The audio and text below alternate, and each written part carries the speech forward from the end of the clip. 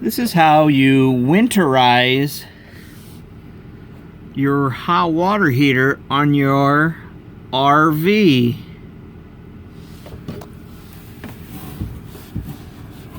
This is the main line, water line coming in to the heater, comes into the bottom. So first of all, to bypass your water heater,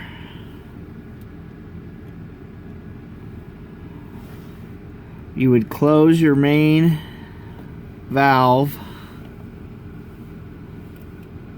close the valve coming from the top to go back out, and open this bypass valve. So instead of going in, the water will bypass.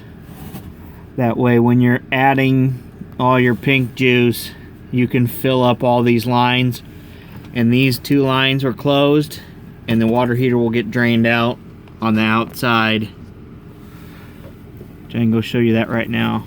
Show you where the plug is at so we can drain that on the outside.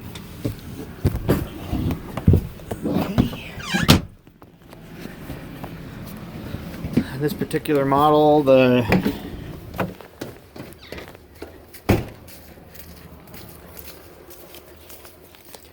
water heater is on the back.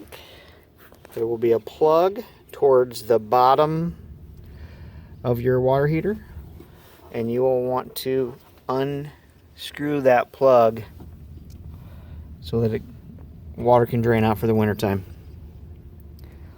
So the reverse for springtime, put your plug back in and go switch those valves opposite direction.